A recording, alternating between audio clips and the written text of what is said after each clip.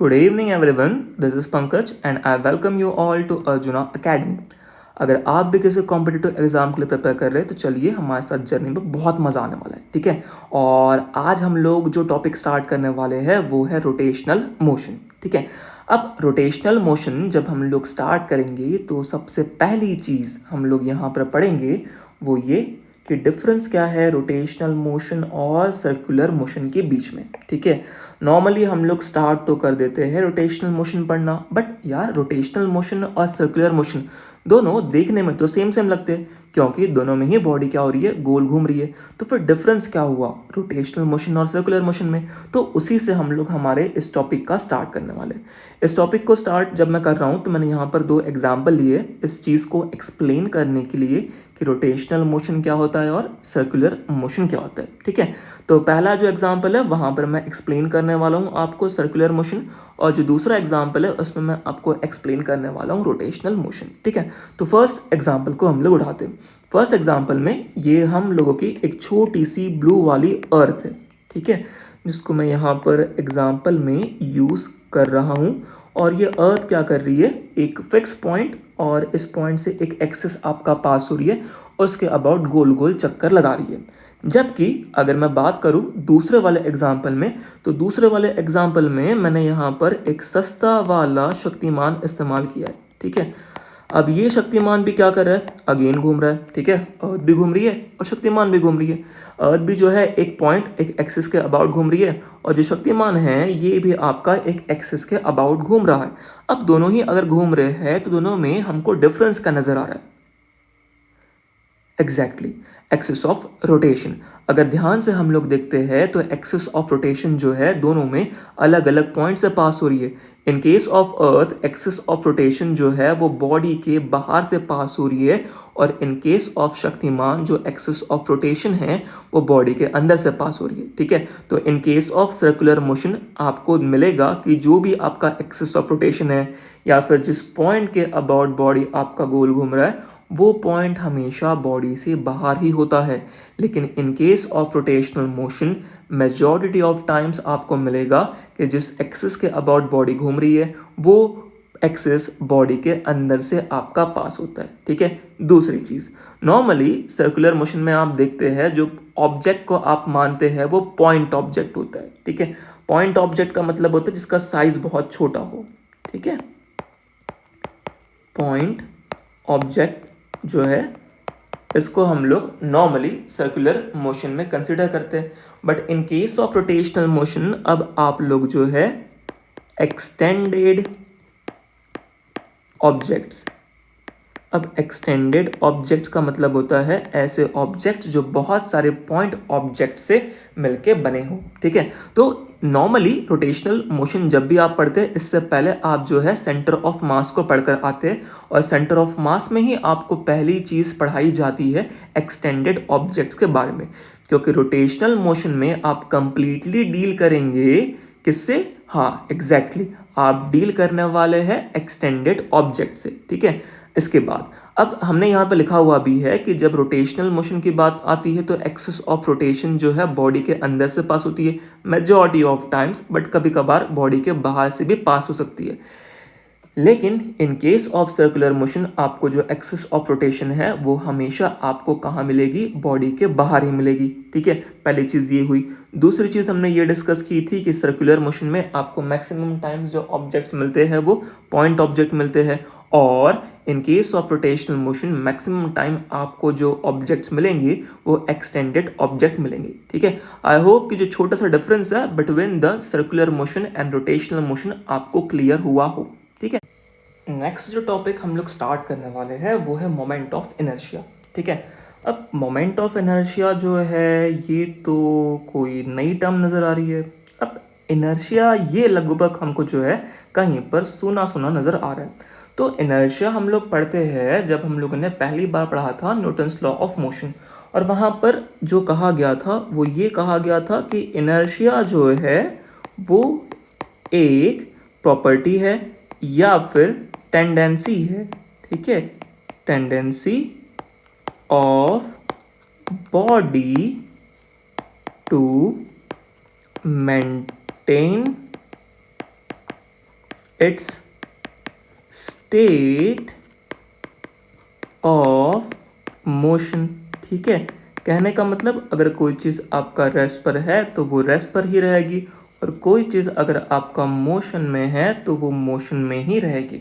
उसको हमने कहा था इनर्शिया, और वो इनर्शिया आपने लीनियर मोशन के लिए पढ़ा था, इसीलिए ऐसे हम लोग जो है लीनियर या ट्रांसलेशनल इनर्शिया भी बोल सकते हैं। ठीक है, जहाँ पर बॉडी अपने मोशन को जैसा है वैसा ही रखना चाहती है, रेस्ट वाली बॉडी रेस्ट पर रहना चाहती है, मोशन वाली बॉडी मोशन पर रहना चाहती है।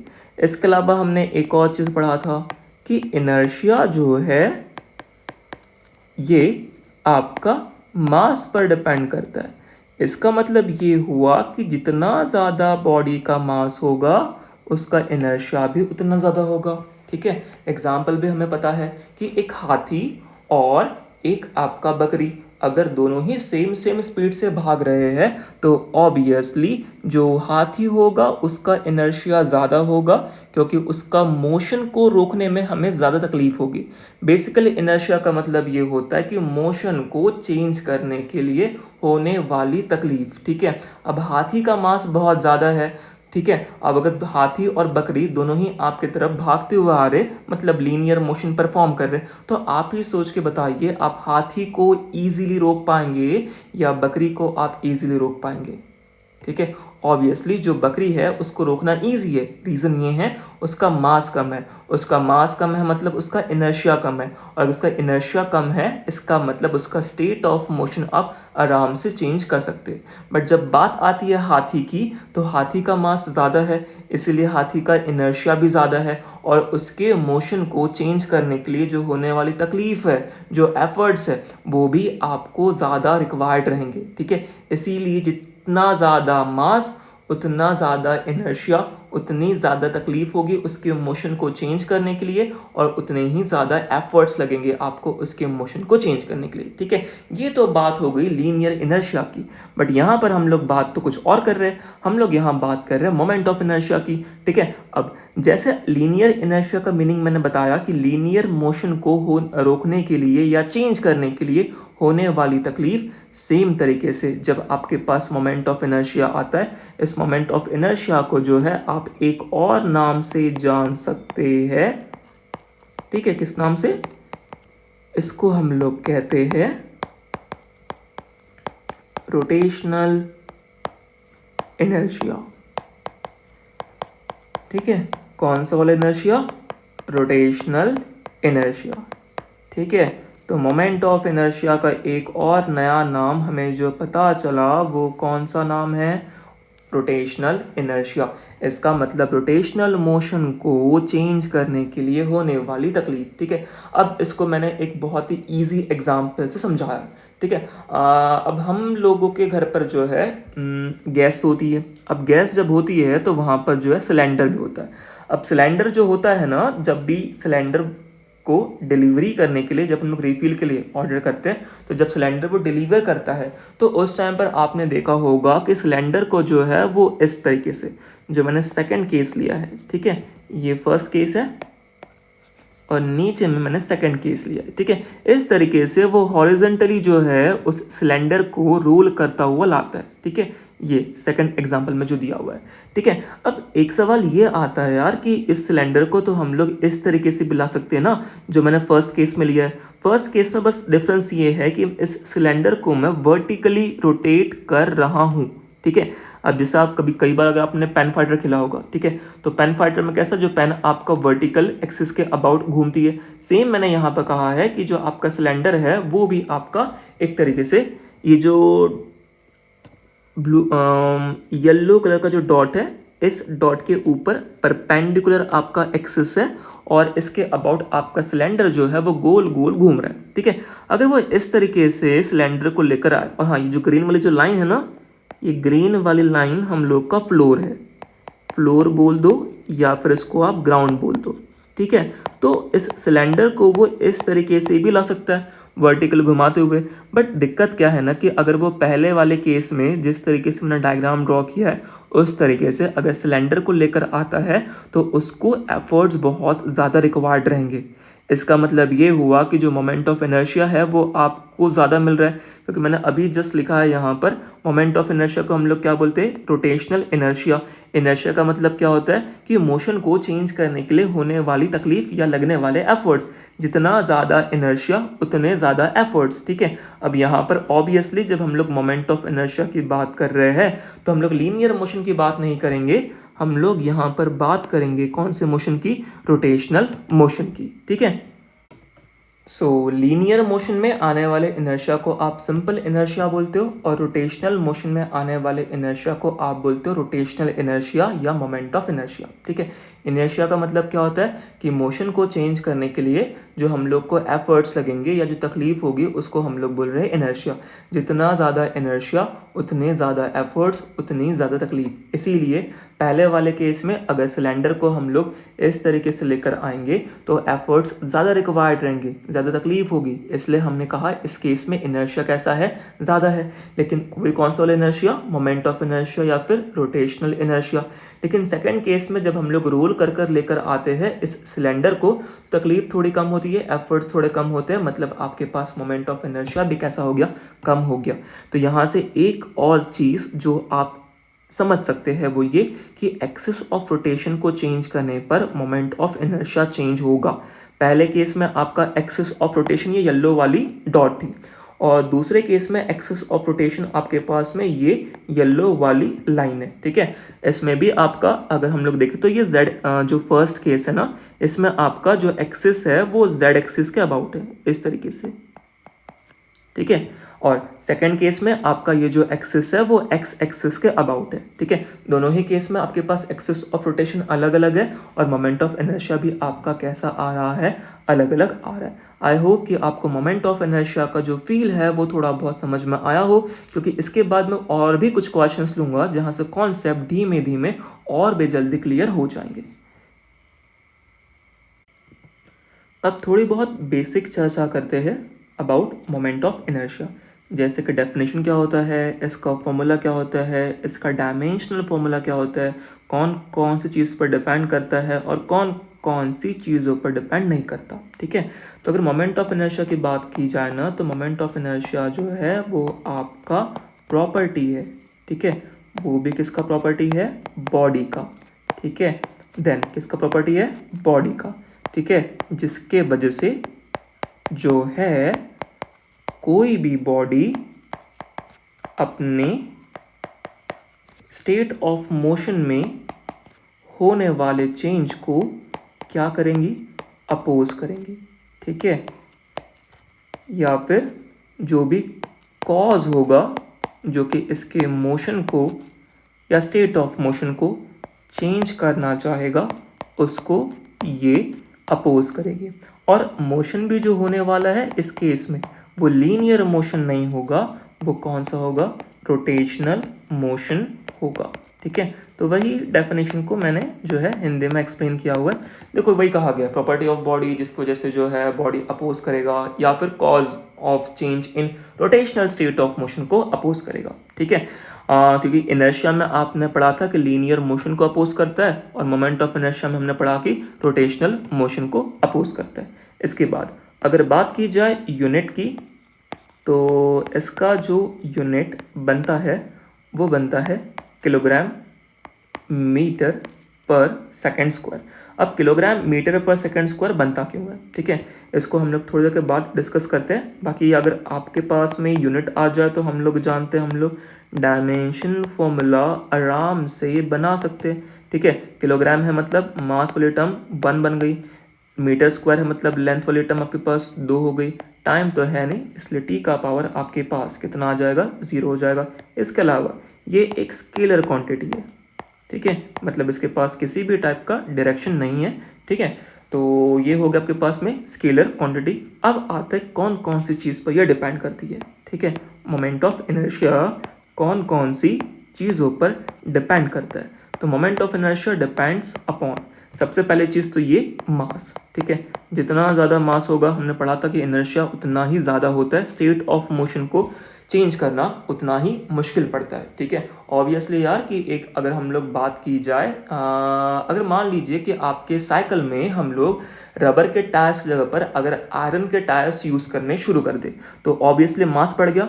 अब मास बढ़ गया तो आपको उन्हें घुमाने के लिए जो एफर्ट्स लगेंगे वो भी कैसे लगेंगे, ज़्यादा लगेंगे, ठीक है। इसलिए पहली चीज़ तो ये कि मोमेंट ऑफ इनर्शिया मास पर डिपेंड करेगा, जितना ज़्यादा मास उतना ज़्यादा मोमेंट ऑफ इनर्शिया, ठीक है। दूसरी चीज़, ये एक और चीज़ जिस पर यह डिपेंड करेगा वो है डिस्ट्रीब्यूशन ऑफ मास, कि मास जो है वो किस तरीके से आपका डिवाइडेड है, ठीक है। मतलब जैसे जो हम लोग के पास एग्जांपल था शक्तिमान वाला, ठीक है, ये वाला, तो एक्सिस से आपका मास जो है वो कितने दूर तक है, ठीक है, इसी को हम लोग कहते हैं डिस्ट्रीब्यूशन। इसके लिए मैं एक और एग्जांपल यहाँ पर ले लेता हूँ। मान लीजिए हम लोग के पास में जो है एक छोटा वाला स्पीयर है और एक बड़ा वाला स्पीयर है, इसमें से भी एक्सिस गया, इसमें से भी आपका एक्सिस ऑफ रोटेशन पास हो रहा है। ऑब्जेक्ट जो है या जो स्पीयर है वो इस एक्सिस के अबाउट गोल गोल घूम रहा है। अगर मैं पहले वाले को ए नाम दे दूँ, दूसरे वाले को मैं बी नाम दे दूँ, ठीक है। मान लेते हैं हम लोग कि दोनों में हम लोगों ने सेम मास इस्तेमाल किया है, ठीक है। इस ए वाले का मास एम ए, इसको भी मैं एम के बराबर कह रहा हूँ, और जो सेकंड वाले का मास है एम बी, इसको भी मैं एम के बराबर कह रहा हूँ। मतलब दोनों का मास कैसा आने वाला है, सेम आने वाला है, ठीक है। तो अगर मास सेम है तो ऑब्वियसली जो पहली चीज़ पर आपका मोमेंट ऑफ इनर्शिया डिपेंड कर रहा था मास, वो फैक्टर तो वैसे ही हट गया। अब ये जो सेकेंड चीज़ हमने लिखा हुआ है डिस्ट्रीब्यूशन ऑफ द मास, अगर आप ध्यान से देखेंगे ना तो पहले वाले केस में जो मास डिस्ट्रीब्यूशन है, मतलब ए वाले केस में जो मास डिस्ट्रीब्यूशन है वो ज़्यादा दूर तक नहीं है, ठीक है, ऐसा कुछ ही दूरी तक है। बट अगर आप सेकंड वाले बी वाले केस में देखेंगे ना तो मास आपका काफ़ी दूर दूर तक डिस्ट्रीब्यूटेड है, ठीक है। इसका मतलब ये हो गया हम लोग के पास में कि मोमेंट ऑफ इनर्शिया आपका मास पर तो डिपेंड कर रहा है, इसके अलावा एक और चीज़ जिस पर वो डिपेंड कर रहा है वो क्या है, distribution of mass about the axis, ठीक है। एक्सिस से आपका कितने दूरी तक मास डिस्ट्रीब्यूटेड है। और तीसरी चीज़ हमने थोड़ी देर पहले जो सिलेंडर का एग्जाम्पल लिया था उसमें डिस्कस किया था, दोनों ही केस में सिलेंडर तो सेम था लेकिन हाँ मोमेंट ऑफ इनर्शिया अलग अलग आ रहा था। रीज़न ये है कि एक्सिस ऑफ रोटेशन दोनों ही केस में आपको जो मिल रही थी वो अलग अलग मिल रही थी। पहले वाले केस में आपने देखा था axis of rotation about the Z axis है, और दूसरे वाले केस में एक्सिस ऑफ रोटेशन जो है अलॉन्ग द एक्स एक्सिस है।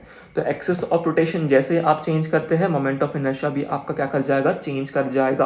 तो कौन कौन सी चीज़ों पर ये डिपेंड कर रहा है, पहली चीज़ तो आपका ये मास पर डिपेंड कर रहा है, दूसरी चीज़ तो ये आपका डिस्ट्रीब्यूशन ऑफ मास, कि मास आपका कितनी दूरी तक डिस्ट्रीब्यूटेड है उस पर डिपेंड करेगा, और तीसरी चीज़ एक्सिस ऑफ रोटेशन, ठीक है। अभी जो डिस्ट्रीब्यूशन ऑफ मास है ना इसको हम लोग डिनोट करते हैं आर से, ठीक है।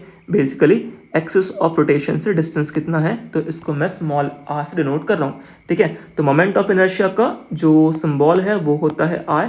ये डिपेंड किस पर कर रहा है, मास पर, और ये डिपेंड किस पर कर रहा है, आपका डिस्ट्रीब्यूशन ऑफ द मास पर, मतलब कितने दूरी तक।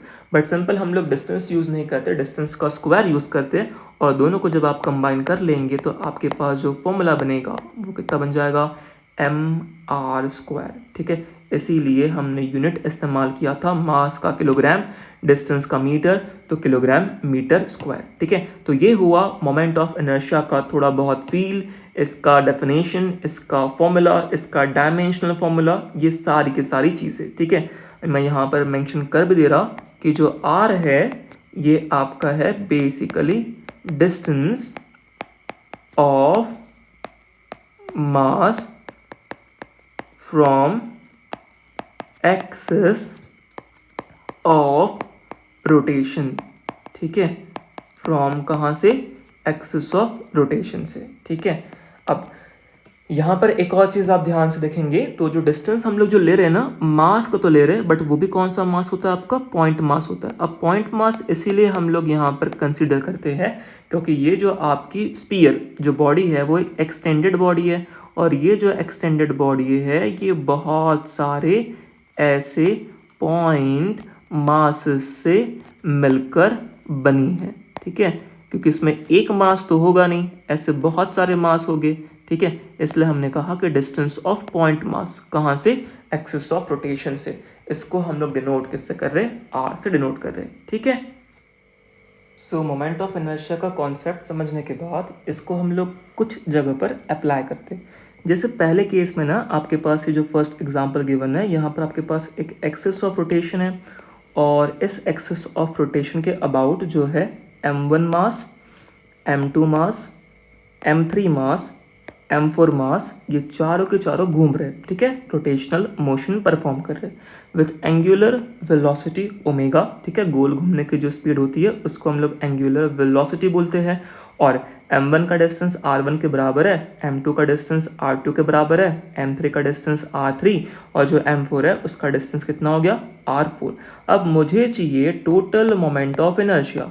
तो टोटल मोमेंट ऑफ इनर्शिया जब आप निकालेंगे तो इन सभी का मोमेंट ऑफ इनर्शिया आपको कंसीडर करना पड़ेगा, ठीक है। पहले वाले का मास m1, उसका डिस्टेंस r1 और उसका भी क्या आता है, स्क्वायर, क्योंकि हमने पढ़ा था मास इनटू डिस्टेंस का स्क्वायर बनता है। दूसरा जो मास है कितना है, m2, इसका डिस्टेंस कितना है, r2, इसका भी क्या आएगा, स्क्वायर आ जाएगा। इसके अलावा फिर नेक्स्ट आपके पास में आ रहा है m3, डिस्टेंस कितना है, r3। अब ध्यान से आप देखिएगा कि ऑल्दो r3 जो है एक्सिस ऑफ रोटेशन से आपका लेफ्ट हैंड साइड में है, बट डिस्टेंस का स्क्वायर होने की वजह से यहाँ पर डिस्टेंस कभी भी आपका नेगेटिव नहीं आएगा, हर बार कैसा आएगा, पॉजिटिव। और लास्ट में आपके पास में आ जाएगा m4 इंटू में क्या आ गया, r4 का स्क्वायर। तो ये हो गया आपके पास में टोटल मोमेंट ऑफ इनर्शिया इस पूरे सिस्टम का, ठीक है। इसे हम लोग डिस्क्रीट मास सिस्टम कहते हैं। रीज़न ये है कि हर एक पॉइंट का मास कैसा है आपके पास, अलग अलग है, इसलिए हमने इसे क्या कहा, डिस्क्रीट मास सिस्टम, ठीक है। उसके अलावा मोमेंट ऑफ इनर्शिया जो है ये ऑलवेज आपका पॉजिटिव होगा, ठीक है। Moment of inertia is always positive, ठीक है। ये नेगेटिव कभी नहीं हो सकता क्योंकि मास नेगेटिव होना पॉसिबल नहीं है, और डिस्टेंस अगर मान लीजिए नेगेटिव हो भी गया तो उसका स्क्वायर आपके पास कैसा बन जाएगा, पॉजिटिव। इसलिए मोमेंट ऑफ इनर्शिया आपको हमेशा कैसा मिलेगा, पॉजिटिव मिलेगा। नाउ नेक्स्ट थिंग अगर बात करते हैं तो नेक्स्ट क्वेश्चन आपके पास में अगेन गिवन है, दो बॉडीज है, एक बॉडी ए है, दूसरी बॉडी बी है, ठीक है। हमें यहाँ बताना है कि अगेन यहाँ पर मास आपके पास सेम है, ठीक है, दोनों ही जो स्पीयर है इसका मास सेम है, बट मैंने यहाँ एक्सिस ऑफ रोटेशन जो है वो अलग अलग ली है। पहले केस में एक्सिस ऑफ रोटेशन आपका जो है बॉडी के ऑलमोस्ट बॉडी को टेंजेंट है, और दूसरे केस में आपका जो एक्सिस ऑफ रोटेशन है वो सेंटर से पास हो रही है। अगर मैं आई ए निकालता हूँ, ए का मोमेंट ऑफ इनर्शिया, मैंने कहा मास सेम है, एक्सिस ऑफ रोटेशन से डिस्टेंस कितना है, 2r, और इसका क्या आ जाएगा, स्क्वायर। तो अगर मैं आई ए निकालता हूँ तो 2 का स्क्वायर 4, मास m जैसे का वैसा, साथ में क्या आ गया, r का स्क्वायर। वहीं पर अगर मैं आई बी निकालता हूँ तो वापस मास इसका है m, और जो आपको मिल रहा है डिस्टेंस वो कितना है, r, और इसका स्क्वायर कितना आ गया, mr स्क्वायर। मतलब आई ए का value 4mr square, I B का value mr square. Clear cut नज़र आ रहा है कि I A is greater than I B, ठीक है। बिना सॉल्व किए भी आप आंसर यहाँ पर बता सकते हैं। रीज़न ये है कि एक्सिस ऑफ रोटेशन से जितना ज़्यादा डिस्टेंस, मोमेंट ऑफ इनर्शिया उतना ज़्यादा होगा, क्योंकि हमने ऊपर लिखा था कि moment of inertia I is directly proportional to R, ठीक है। नेक्स्ट केस में हमने एक और एग्जांपल लिया। अब हमने बाबा का ढाबा तो सुना है, अब हम लोग यहाँ बाबा का डंडा देखेंगे, ठीक है। तो बेसिकली यहाँ बाबा का जो डंडा है इसका निकालना है हमको मोमेंट ऑफ इनर्शिया, लेकिन हाँ मोमेंट ऑफ इनर्शिया यहाँ जो निकालना है दो अलग अलग एक्सिस के अबाउट निकालना है। पहली जो एक्सिस ऑफ रोटेशन है वो पास हो रही है हैंडल के पास से, और दूसरी जो एक्सिस ऑफ रोटेशन है वो पास हो रही है आपका उसके बॉटम से।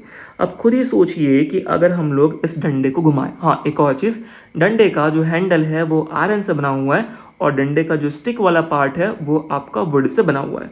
तो अगर मैं फर्स्ट वाला केस मतलब अगर मैं कंसिडर करता हूँ आई ए, तो अगर मैं इस हैंडल के अबाउट घुमाऊँ इस डंडे को, और दूसरे केस में इस जो नीचे का जो पार्ट है, ठीक है, जहाँ से ये आपका आई बी पास हो रहा है, इस पार्ट के अबाउट घुमाऊँ, तो आपके हिसाब से आपको रोकने में कौन सा केस में ज़्यादा तकलीफ होगी?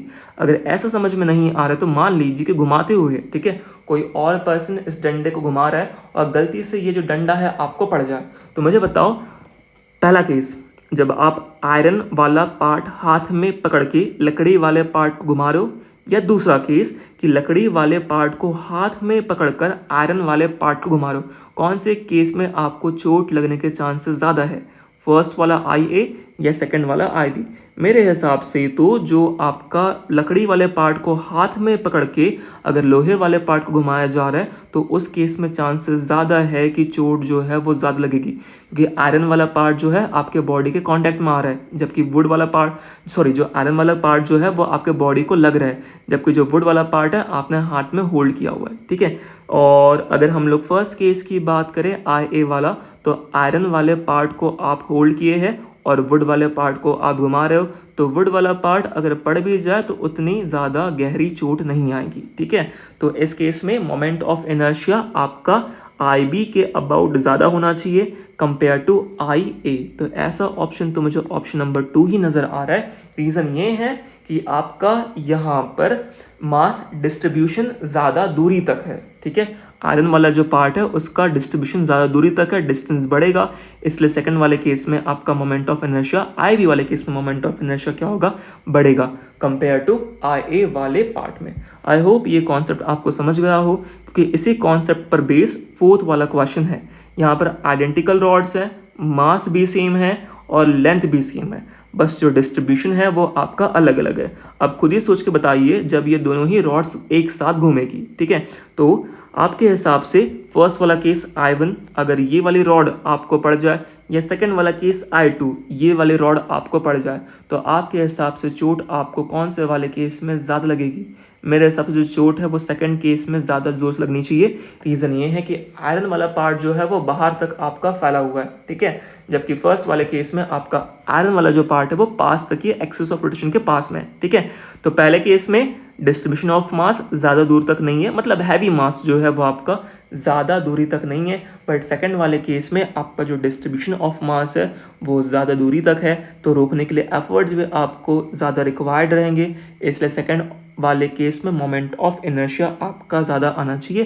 तो मेरे हिसाब से आंसर जो बनना चाहिए वो थर्ड बनना चाहिए, ठीक है। नाउ नेक्स्ट क्वेश्चन, अगेन आपके पास 2 स्पीयर्स है, ठीक है, बेसिकली कॉन्सेंट्रिक स्पीयर्स है, तो आप मान सकते हैं कि एक टाइप का ये बॉल है, ठीक है। जिस बॉल में हमने क्या किया पहले वाले केस में कि अंदर वाले पार्ट में हमने वुड रखा है और बाहर वाले पार्ट में हमने आयरन रखा हुआ है, जबकि सेकंड वाले केस में हमने उल्टा कर दिया कि अंदर वाले पार्ट में हमने आयरन को रखा हुआ है और बाहर वाले पार्ट में हम लोगों ने यहाँ वुड को रखा हुआ है।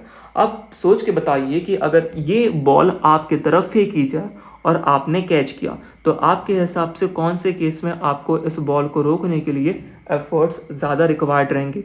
फर्स्ट वाले में जहाँ पर बाहर में आयरन है, या सेकंड वाले में जहाँ पे वुड बाहर है, ठीक है। तो मेरे हिसाब से वुड ज़्यादा ज़ोर से नहीं पड़ेगा, तो आपको सेकंड केस में थोड़े कम एफर्ट्स लगेंगे, बट फर्स्ट वाले केस में आयरन आपके हाथ पर थोड़ी ज़्यादा ज़ोर से पड़ेगा, इसलिए फर्स्ट वाले केस में हो सकता है आपको एफर्ट्स ज़्यादा रिक्वायर्ड हो, और इसीलिए यहाँ पर आई ए का वैल्यू ज़्यादा होना चाहिए कंपेयर टू आई बी, ठीक है। ये सारा खेल जो है वो डिस्ट्रीब्यूशन ऑफ मास का है, ठीक है। मास जितना दूर तक डिस्ट्रीब्यूट रहेगा उतने ज़्यादा आपको उसको रोकने के लिए या मोशन को चेंज करने के लिए एफर्ट्स रिक्वायर्ड रहेंगे, ठीक है। नाउ नेक्स्ट क्वेश्चन आपके पास क्या कहा गया कि 3 एक्सिस है, पहली एक्सिस ऑफ रोटेशन ए, दूसरी एक्सिस ऑफ रोटेशन बी और तीसरी एक्सिस ऑफ रोटेशन सी, ठीक है। मास अगर पास में है तो मोमेंट ऑफ इनर्शिया कम होगा, ठीक है। मैं यहाँ पर नोट कर देता हूँ, if mass is located near, then moment of inertia will be less. और वहीं पर अगर मास आपका ज़्यादा दूर तक लोकेटेड है तो उस केस में मोमेंट ऑफ इनर्शिया कैसा होगा, ज़्यादा होगा। अब ध्यान से यहाँ पर देखिए, तो ये हम लोग के पास एक ट्रायंगुलर प्लेट है, ठीक है। तो ट्रायंगुलर प्लेट मैं यहाँ पर बना दे रहा हूँ। ट्रायंगुलर प्लेट कुछ इस तरीके से हम लोग के पास में यहाँ पर है, मतलब इस वाले पार्ट में मास आपका फिल्ड है, ठीक है। तो मैं यहाँ पर हैचिंग से इसको शो कर रहा कि इस वाले पार्ट में आपके पास मास जो है वो प्रेजेंट है, ठीक है। अब सुनिए, अगर हम लोग ए की बात करते हैं, एक्सिस ऑफ रोटेशन, अगर आप ए को मान के चल रहे हैं तो ए वाली एक्सिस से जो डिस्टेंस आ रहा है वो 4 मीटर का आ रहा है, ठीक है। वहीं पर अगर आप बी वाली एक्सिस को लेते हैं तो डिस्टेंस आपके पास कितना आ रहा है, 3 मीटर आ रहा है। इतना तो कंफर्म है कि आई ए के लिए डिस्टेंस ज़्यादा है और आई बी के लिए डिस्टेंस कम है, तो आपका यहाँ पर आई ए जो होगा वो ज़्यादा होगा कंपेयर टू आई बी। अब बात करते हैं हम लोग आई सी की, ठीक है। तो आई सी के लिए अगर आप डिस्टेंस चेक करेंगे ना, तो ये जो डिस्टेंस है आपका वो 4 और 3 से थोड़ा सा कम आएगा, क्योंकि हम लोग क्या करेंगे यहाँ पर इस वर्टिकल डिस्टेंस को लेंगे और ये वर्टिकल डिस्टेंस ऑब्वियसली आपका 4 और 3 से थोड़ा कैसा आएगा, कम ही आ जाएगा, ठीक है। तो सबसे कम यहाँ पर डिस्टेंस आपका आ रहा है सी के लिए, इसलिए मोमेंट ऑफ इनर्शिया सबसे कम आपको जो मिलेगा, ठीक है, वो किसका मिलेगा, सी का मिलेगा। सो फाइनल आंसर जो आपका बन जाएगा वो बनेगा कि आई ए के लिए डिस्टेंस सबसे ज़्यादा, तो मोमेंट ऑफ इनर्शिया उसका सबसे ज़्यादा, ठीक है। आई बी के लिए थोड़ा कम आ रहा है डिस्टेंस, तो moment of inertia compare to I A, I B थोड़ा कम आ जाएगा बिकॉज डिस्टेंस थोड़ा कम है। और सबसे कम डिस्टेंस आपका किसके लिए है, सी के लिए, इसीलिए आई सी का वैल्यू आपको सबसे कम मिलेगा, ठीक है। तो वही हमने कहा है कि मास अगर पास में हो तो मोमेंट ऑफ इनर्शिया कम, और अगर मास आपका ज्यादा दूरी पर हो तो मोमेंट ऑफ इनर्शिया आपका हो जाएगा ज्यादा। ए के लिए मास सबसे दूर है, बी के लिए मीडियम है, सी के लिए सबसे कम है, इसलिए आपके पास में ए का मोमेंट ऑफ इनर्शिया सबसे ज्यादा, बी का मोमेंट ऑफ इनर्शिया थोड़ा कम और सी का मोमेंट ऑफ इनर्शिया उससे भी कम, ठीक है। अब लास्ट एग्जांपल आपके पास यहाँ पर कहा हुआ है कि आपको आई ए और आई बी कंपेयर करना है, ठीक है। अब अगर ध्यान से देखेंगे ना तो ऑब्वियसली आपका जो ए है इसका मास कम है और जो बी है इसका मास ज्यादा है, लेकिन अगर डिस्टेंस की बात करें तो ए का डिस्टेंस ज्यादा है और बी का डिस्टेंस कम है। तो जब हम लोग मोमेंट ऑफ इनर्शिया लिखते हैं I is equals to M into R का स्क्वायर, तो यहाँ मास तो सिंगल टाइम्स आता है बट डिस्टेंस का स्क्वायर आता है, इसीलिए यहाँ पर डिस्टेंस बनता है डोमिनेटिंग फैक्टर, और यहाँ पर ए का डिस्टेंस ज्यादा है, इसीलिए आई ए का वैल्यू ज्यादा होना चाहिए कंपेयर टू आई बी, क्योंकि यहाँ पर मास के कंपैरिजन में डिस्टेंस है डोमिनेटिंग फैक्टर। और ऑल्दो पी का मास ज्यादा है बट डिस्टेंस कम है, ए का मास कम है बट डिस्टेंस आपका ज्यादा है, इसलिए ए का मोमेंट ऑफ इनर्शिया आपके पास आया ज्यादा कंपेयर टू बी।